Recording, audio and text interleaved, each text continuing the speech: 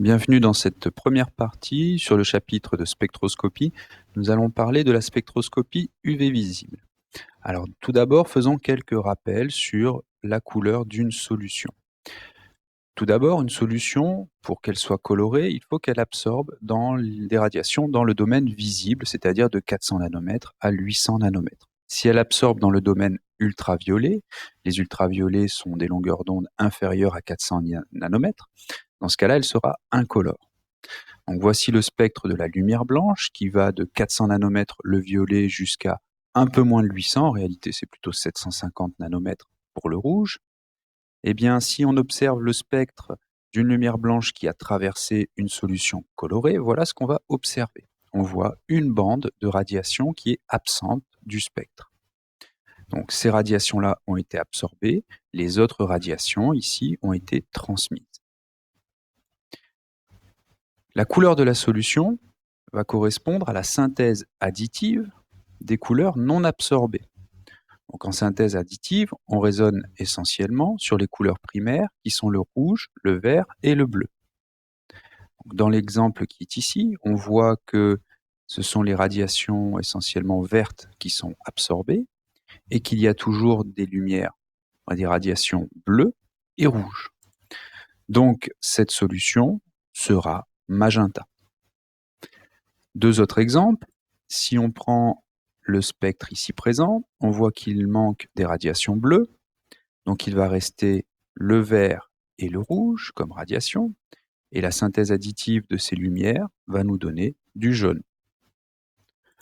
Enfin, dernier spectre, eh bien ici, c'est principalement les radiations rouges qui sont absorbées si je ne considère que les couleurs primaires de la synthèse additive. Bien sûr, il y a le jaune aussi qui est absorbé et le orange. Mais on voit que le rouge est absorbé et qu'il reste donc comme couleur primaire le vert et du bleu. Donc, ça va nous donner une solution de couleur cyan. Alors, ceci nous indique approximativement la couleur de la solution.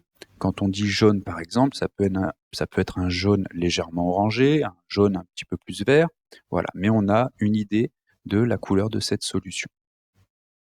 Alors, si on veut être plus précis, on va faire de la spectroscopie.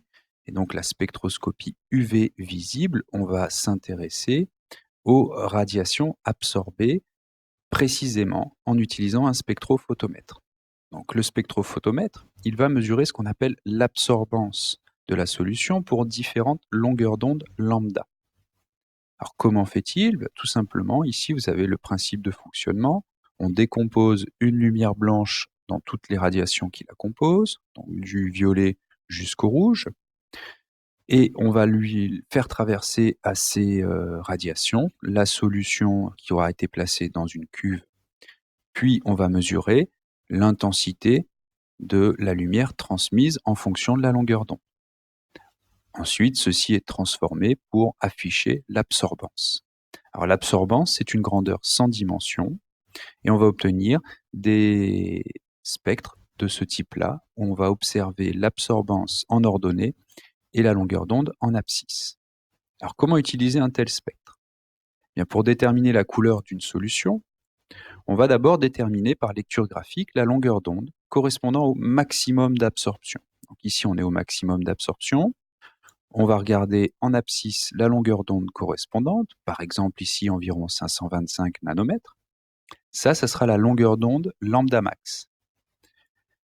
Cette longueur d'onde, on va repérer la couleur de la radiation correspondante. Donc à l'aide d'un spectre de lumière blanche, eh bien 525 nanomètres, on a une absorption maximale dans le vert.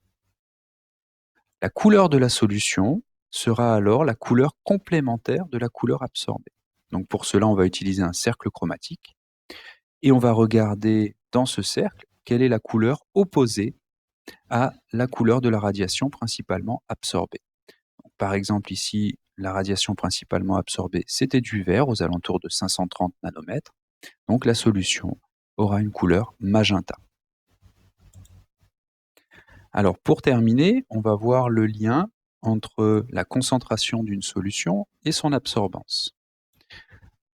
Donc un exemple ici, eh bien on voit, et vous le savez par habitude, que lorsqu'une solution est davantage concentrée, eh bien, sa coloration est plus intense, et donc si de la lumière la traverse, eh bien, il y aura davantage de radiation absorbée. Alors, on va se placer à une longueur d'onde lambda donnée avec le spectrophotomètre. On peut dire par exemple qu'on décide de travailler à 530 nanomètres. Et dans le cas où il y a des solutions peu concentrées, eh bien, l'absorbance A et la concentration C de l'espèce colorée sont proportionnelles. On va avoir une relation du type A égale epsilon lambda fois L fois grand C. Donc il faut qu'on explique ce que sont epsilon lambda et L. Alors epsilon lambda, c'est ce qu'on appelle le coefficient d'absorption molaire. C'est un coefficient de proportionnalité finalement entre l'absorbance A et ici L fois C. Donc ce coefficient d'absorption molaire, il va dépendre de l'espèce chimique. Si je change d'espèce chimique, le coefficient d'absorption molaire sera différent. Et il va dépendre aussi de la longueur d'onde lambda, puisqu'on a vu que les radiations n'étaient pas toujours absorbées de la même manière en fonction de la longueur d'onde. Enfin, petit l qui apparaît dans cette relation, c'est la largeur de la cuve que l'on a utilisée. Alors je dis largeur de cuve, ça peut être largeur de n'importe quel autre récipient. C'est la largeur de la solution que la lumière a traversée. Alors, pour illustrer ce fait qu'il y a bien dépendance entre l'absorbance et la largeur de la cuve, eh bien, on le voit aussi avec une fiole jaugée.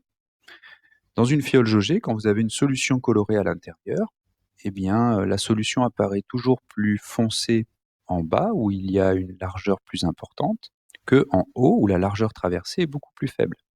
Donc ceci n'est pas dû à une différence de concentration. Si on a bien homogénéisé la solution, la concentration est la même partout. C'est simplement la largeur traversée qui donne cette impression, qui provoque cette différence de coloration entre le bas et le haut de la fiole jaugée. Alors, les unités, eh bien, la concentration est en mol par litre et petit l est en centimètres. Donc on va, à partir de ceci, retrouver l'unité du coefficient d'absorption molaire, puisqu'on sait que l'absorbance doit être sans unité. Donc, il faut que lorsque je multiplie les unités qui sont présentes de ce côté-là de la relation, eh bien, on obtient au final, où il faut que les unités s'annulent. Donc, epsilon lambda sera en litres par centimètre par mol. Si je multiplie ceci par des centimètres et par des mols par litre, eh bien, je vois bien qu'il y a une annulation des différentes unités.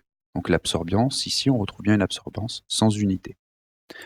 Un exemple d'utilisation de cette relation, on vous demande ici par exemple de déterminer la concentration d'une solution.